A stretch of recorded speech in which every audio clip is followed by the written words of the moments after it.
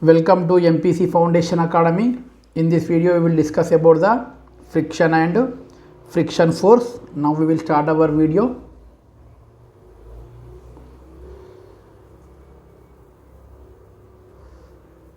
Friction.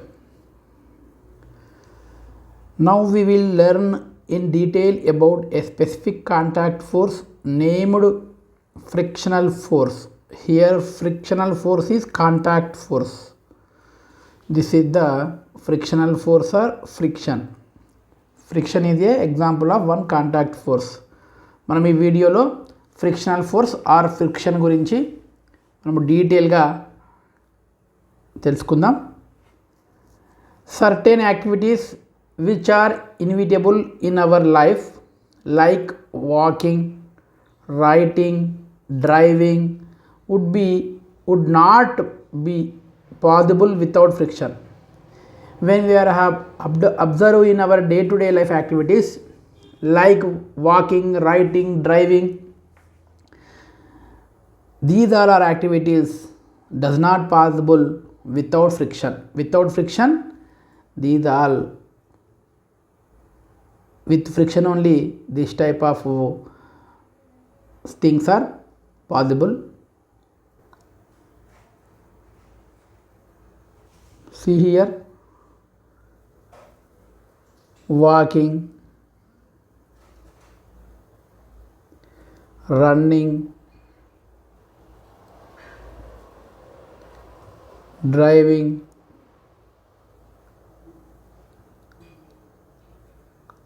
writing, etc. These all are possible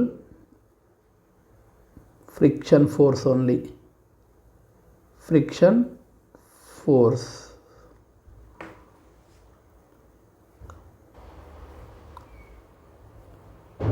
Observe this figure. Next, advantages of friction. Advantages of friction. Here walking. We do not slip while walking because of friction between our feet and the ground. When we are doing walking, in that time we do not slip. Why? Because the friction force present between the feet and the ground. Feet and the ground. మనం ఎప్పుడైతే నడుస్తూ ఉంటామో మన పాదాలకి మరియు గ్రౌండ్కి మధ్యలో friction force exist కావడం వల్లనే మనం కింద పడకుండా నడవగలుగుతున్నాం. ఇది ఫ్రిక్షన్ ఫోర్స్ లేకపోతే మనకి అంత ఈజీగా నడవలేం. Next one, the vehicles can move due to the friction between road and tyres.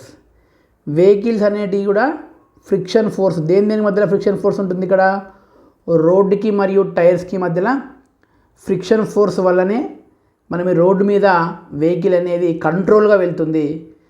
Braking system of vehicle works due to the friction between the break lining and drum of wheels. మనకు break liners ఉంటాయి. Break లైనర్స్కి మరియు వీల్కి ఉండేటువంటి డ్రమ్కి మధ్యలో friction force exist కావడం వల్లనే మనకి ఎప్పుడైతే మనం బ్రేక్ను ప్రెస్ చేస్తామో అప్పుడు అక్కడ వెహికల్ అనేది మనకి ఆగుతుంది. అంటే ఇక్కడ ఫ్రిక్షన్ ఫోర్స్ అనేది అబ్జర్వ్ చేసినట్టయితే వెహికల్లో మనకి రోడ్కి మరియు టైర్స్కి మధ్యలో ఫ్రిక్షన్ ఫోర్స్ ఉంటేనే కరెక్ట్గా మూవ్ అవుతుంది. బ్రేకింగ్ సిస్టంలో వెహికల్ వర్క్ చేయాలంటే ఫ్రిక్షన్ ఫోర్స్ అనేది ఆ బ్రేక్ లైనర్స్కి మరియు డ్రమ్స్కి మధ్యలో ఫ్రిక్షన్ ఫోర్స్ అనేది ఎగ్జిస్ట్ అవుతుంది. See here, friction force applicable when we are walking between the feet and ground. గ్రౌండ్కి మరియు మన పాదాలకి మధ్యలో ఫ్రిక్షన్ ఫోర్స్ ఉంటేనే మనకి ఇక్కడ మనము వాకింగ్ అనేది సాధ్యమవుతుంది. వెహికల్స్ కెన్ మూవ్, టైర్స్కి రోడ్స్కి మధ్యలో ఫ్రిక్షన్ ఫోర్స్ ఎగ్జిస్ట్ కావడం వల్లనే వెహికల్స్ అనేటివి కంట్రోల్గా మూవ్ అవుతున్నాయి. బ్రేకింగ్ సిస్టంలో కూడా ఫ్రిక్షన్ ఫోర్స్ అనేది అప్లికేబుల్ అవుతుంది. బ్రేక్ లైనర్స్కి మరియు డ్రమ్ ఆఫ్ వీల్స్కి మధ్యలో మనకి ఫ్రిక్షన్ ఫోర్స్ అనేది ఉంటుంది. Next writing. When we are writing, holding the pencil or pen is possible due to friction. Writing is possible due to the friction between paper and tip of the pen or pencil. Writing అనేది కూడా మనకి రాయడం అనేది కూడా friction లేకుండా మనము కష్టం అవుతుంది, రాయలేము. ఇక్కడ ఎక్కడెక్కడ ఫ్రిక్షన్ అనేది అవసరము అంటే ఫ్రిక్షన్ ఫోర్స్ ఎక్కడ పనిచేస్తుంది? Between the paper and tip of the pen. ఇక్కడ వెన్ వీఆర్ రైటింగ్ రాసేటప్పుడు మనకి ఫ్రిక్షన్ ఎగ్జిట్ అవుతుంది. ఎక్కడెక్కడ? పేపర్కి tip of pen or pencil. Pen లేదా పెన్సిల్ యొక్క టిప్కి మరియు పేపర్కి మధ్యలో ఫ్రిక్షన్ ఫోర్సు ఎగ్జిస్ట్ కావడం వల్లనే మనము రైటింగ్ అనేది రాయగలుగుతున్నాం. Holding a nail in a wall is possible to due to friction. మనము నెయిల్ని ఎప్పుడైతే మనము వాల్లోకి కనుక కొట్టినప్పుడు అక్కడ అది ఆ వాల్లో మనకి స్ట్రాంగ్గా గట్టిగా ఫిక్స్ అవుతుంది, అక్కడ హోల్డ్ అవుతుంది. ఆ హోల్డ్ కావడానికి పాసిబిలిటీ కూడా ఇక్కడ ఫ్రిక్షన్ ఫోర్సే. Due to the friction only the nail is holding on a wall. Next, lighting a match sticks is possible due to friction. Match స్టిక్స్ని మనము యూజ్ చేయడం కూడా ఫ్రిక్షన్ జరగదు, కాబట్టి ఫ్రిక్షన్ వల్లనే మనము లైటింగ్ ఏ మ్యాచ్ స్టిక్స్ అనేది పాసిబుల్ అవుతుంది. Next, cutting wood is possible due to the friction. Cutting wood is possible due to the friction between the saw and the wood. Next, when we are observe the disadvantages of friction. Here friction వల్ల మనకి కొన్ని disadvantages కూడా ఉంటాయి. అది ఉండాల్సిన దానికన్నా ఎక్కువ friction ఉంటే మనకి డిసడ్వాంటేజెస్ కూడా ఉంటుంది. Difficulty in movement. మనము మూమెంట్లో డిఫికల్టీనెస్ అనేది ఫ్రిక్షన్ ఎక్కువైతే డిఫికల్టీగా మూవ్ అవుతాం మనం దేనికైనా. Loss of energy in the form of heat. ఎక్కువ ఫ్రిక్షన్ ఉంటే హీట్ రూపంలో మనము ఎక్కువ ఎనర్జీని లాస్ అవుతూ ఉంటాం. Wastage of energy to overcome the friction. మనం ఫ్రిక్షన్ను ఓవర్కమ్ చేయడానికి ఇంకా మనము వర్క్ చేయాలంటే అప్పుడు ఎక్కువ ఎనర్జీని మనము ఖర్చు పెట్టాల్సిన అవసరం వస్తుంది. Moving parts of any device wear away rapidly. Moving parts of any device wear away rapidly. మనము ఇట్లాంటి సందర్భాలలో కూడా మనము లాస్ కావడం అయితే జరుగుతుంది. Now what is the definition of the friction here? Observe, important. Friction can be defined as the resistant force. First of all, friction is a resistance force, అంటే వ్యతిరేకించేటువంటి బలం. దేన్ని వ్యతిరేకిస్తుంది అంటే between two bodies in contact which prevents either body to move smoothly and continuously. ఇక్కడ first point, what is the definition of friction here? Friction is nothing but friction can be defined as the resisting force. Friction is a resisting force between two bodies in contact. కాంటాక్ట్లో ఉన్నటువంటి రెండు bodies మధ్యలో ఉండేటువంటి మూమెంట్ని అది స్మూత్గా ఉండే మూమెంట్ని మరియు కంటిన్యూస్గా ఉండేటువంటి మూమెంట్ని రెసిస్ట్ చేసేటువంటి ఒక ఫోర్స్ని మనం ఏమనాలి? ఫ్రిక్షన్ ఫోర్స్ అని చెప్పాలి. ఫ్రిక్షన్ ఫోర్స్ అని చెప్పాలి. Here friction force is nothing but friction resisting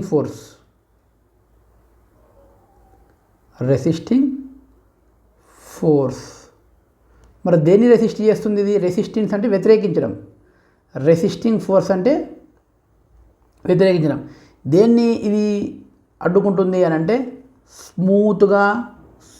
smoothly మూవింగ్ని కంటిన్యూస్గా మూవ్ అయ్యేదాన్ని, కంటిన్యూస్గా మూమెంట్ని ఇది అడ్డుకుంటుంది, అపోజ్ చేస్తుంది. ఎప్పుడు when two bodies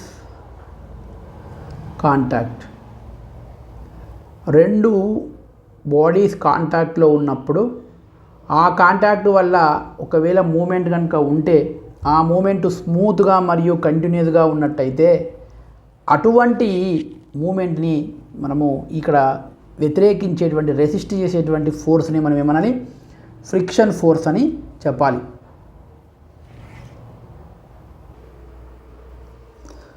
next friction opposes the relative motion of two bodies. Friction అనేది ఇంతకుముందు డిస్కస్ చేసినట్టు అపోజ్ చేస్తుంది. దేన్ని? రిలేటివ్ మోషన్ని అపోజ్ చేస్తుంది. In contact, two bodies in contact, రెండు బాడీస్ అనేటి కాంటాక్ట్లో ఉన్నప్పుడు ఇర్రెస్పెక్టివ్ ఆఫ్ ద డైరెక్షన్తో సంబంధం లేకుండా ఆ ఫ్రిక్షన్ ఫోర్స్ అనేది ఏం చేస్తుంది? అపోజ్ చేస్తుంది. ఫ్రిక్షన్ ఫోర్స్ అపోజ్ చేస్తుంది. Friction force oppose relative motion, opposes ఏంది అపోజ్ చేస్తుంది? రిలేటివ్ మోషన్ని, relative motion of two bodies in contact irrespective of the direction, irrespective of the direction, friction force opposes relative motion of two bodies which are in contact అని మనము ఇక్కడ friction ఫోర్స్ని అయితే మనము explain చేయొచ్చు. Next, here observe this figure. See here, this is the one object here.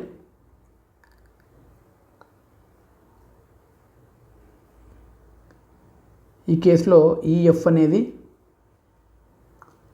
మనకి force applied on the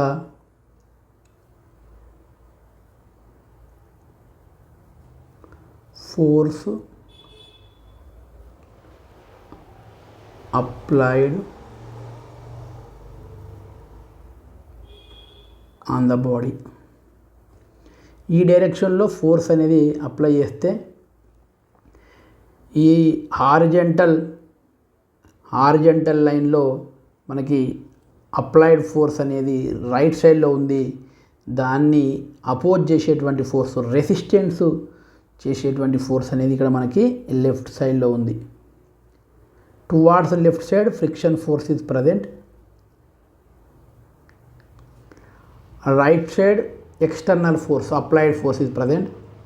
In vertical, in upside, normal force is present. In downside, weight of the object, force due to the attraction force of earth, weight of the object. ఈ ఫిగర్ని కనుక observe చేసినట్టయితే మనకి X axis వైపు అంటే horizontal line వైపు, దీన్ని X axis అనుకొని దీన్ని వై యాక్సిస్ అనుకుంటే, హారిజంటల్ వైపు రైట్ సైడ్లో ఫోర్స్ని మనం అప్లై చేస్తున్నాం ఒక ఆబ్జెక్ట్ మీద. కాబట్టి మనం అప్లై చేసేటువంటి ఫోర్సు రైట్ సైడ్లో ఉంది. దీన్ని వ్యతిరేకించేటువంటి అపోజ్ చేసేటువంటి ఫోర్సు, రెసిస్టెంట్ చేసేటువంటి ఫోర్సు లెఫ్ట్ సైడ్లో ఉంది. అది ఫ్రిక్షన్ ఫోర్స్ అని చెప్తాం. వర్టికల్లో తీసుకున్నట్టయితే పై side, up side normal force act అవుతుంది. మనకి down side toward the earth side మనకి వెయిట్ ఆఫ్ ద ఆబ్జెక్ట్ అనేది డిసైడ్ అవుతుంది. ఇక్కడ నెక్స్ట్ ఈ కేసులో చూసినట్టయితే మనము left side, towards left side మనము అప్లైడ్ ఫోర్స్ ఉంది. Towards left side applied force ఉంది. టువార్డ్స్ రైట్ సైడు మనకి ఫ్రిక్షన్ ఫోర్స్ ఉంది. Vertical up side normal, down side weight. ఇక్కడ మనం ఈ 2 ఫిగర్స్ నుంచి ఏం అబ్జర్వ్ చేసుకోవచ్చు అంటే ఫ్రిక్షన్ అనేది డైరెక్షన్తో సంబంధం లేకుండా మూమెంట్ని అది అపోజ్ చేసేటువంటి ఒక ఫోర్సు. ఇంతకుముందు ఫిగర్లో ఈ ఫిగర్లో రైట్ సైడు మనము ఫోర్స్ని అప్లై చేసినాం, అప్పుడు దీన్ని అపోజ్ చేయడానికి లెఫ్ట్ సైడ్లో ఫ్రిక్షన్ పనిచేసింది. ఈ ఫిగర్ని అబ్జర్వ్ చేసినట్టయితే లెఫ్ట్ సైడ్లో మనం ఫోర్స్ని అప్లై చేస్తున్నాము, అప్పుడు ఫోర్స్ను లెఫ్ట్ సైడ్లో ఉంది కాబట్టి ఈ ఫోర్స్ను అపోజ్ చేయడానికి అపోజిట్ డైరెక్షన్లో ఫ్రిక్షన్ ఉండాలి కాబట్టి రైట్ సైడ్లో ఫ్రిక్షన్ అనేది మనకి ఇక్కడ అప్లై అవుతుంది. అంటే ఫ్రిక్షన్ ఫోర్స్ అనేది మూమెంట్ని అపోజ్ చేస్తుంది, రెసిస్టెన్స్ చేస్తుంది ఇర్రెస్పెక్టివ్ ఆఫ్ డైరెక్షన్. అంటే లెఫ్ట్ సైడ్లో కనుక మూమెంట్ ఉండడానికి ప్రయత్నం చేస్తే దాన్ని అడ్డుకోవడానికి friction force right side apply అవుతుంది. ఒకవేళ రైట్ సైడ్ కనుక మూమెంట్ ఉండడానికి ప్రయత్నం చేస్తే దాన్ని అడ్డుకోవడానికి ఫ్రిక్షన్ ఫోర్సు లెఫ్ట్ సైడ్ ఉంటుంది. అంతేగాని పర్టికులర్ డైరెక్షన్లో ఫ్రిక్షన్ ఫోర్స్ అనేది ఇర్రెస్పెక్టివ్ ఆఫ్ డైరెక్షన్ మీదనే మనకు ఫ్రిక్షన్ ఫోర్స్ యాక్ట్ అవుతుంది. మెయిన్గా ఫ్రిక్షన్ ఫోర్స్ అనేది ఒక resistance force of moving or movement, smoothly movement or continuously movement of 2 bodies which are contact each other. Here, next point, a matter existing in any state. Generally we know matter can exist to generally 3 states: solid state, liquid state and gaseous state. Exerts frictional force. ఈ ఏదైనా matter ఏ స్టేట్లో అయినా ఉన్నప్పటికీ, అది solid స్టేట్లో ఉండని, liquid స్టేట్లో ఉన్నప్పటికీ, గ్యాసియస్ స్టేట్లో ఉన్నప్పటికీ కూడా ఫ్రిక్షనల్ ఫోర్స్ అనేది అక్కడ అప్లై అవుతుంది. కానీ ఆర్డర్ అనేది చూద్దాం ఇక్కడ. The order of extent of frictional force exerted by different states of matter is as follows. ఇక్కడ ఫ్రిక్షన్ ఫోర్స్ అనేది మ్యాటర్ ఏ స్టేట్లో ఉన్నప్పటికీ కూడా అక్కడ ఎగ్జిస్ట్ అవుతుంది ఇక్కడ. కానీ దాని యొక్క ఆర్డర్ చూసినట్టయితే ఫ్రిక్షన్ బిట్వీన్ ద సాలిడ్స్కి సాలిడ్లో ఫ్రిక్షన్ ఎక్కువగా ఉంటుంది. Next friction between A liquid and solid, next friction between solid and gas అని ఇక్కడ మనము చెప్పొచ్చు. ఇక్కడ మనకి ఈ పాయింట్ మనం ఏమి ఎక్స్ప్లెయిన్ చేస్తుందంటే ఫ్రిక్షన్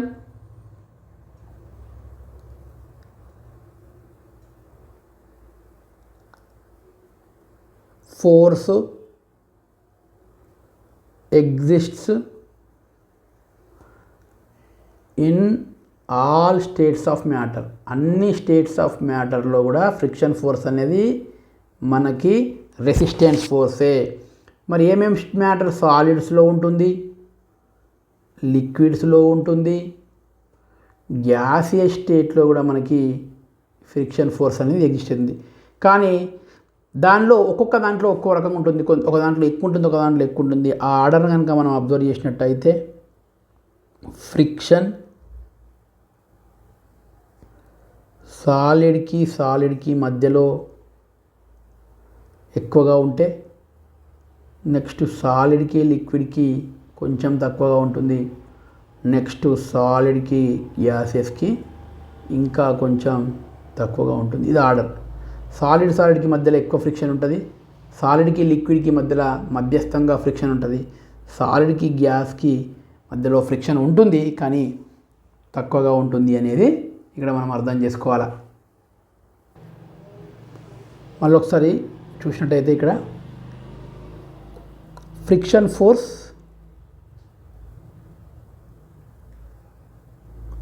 ఎటువంటి ఫోర్స్ అండి? Resisting force.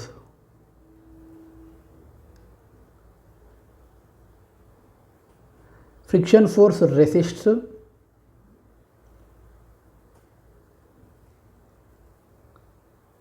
Moving or moment.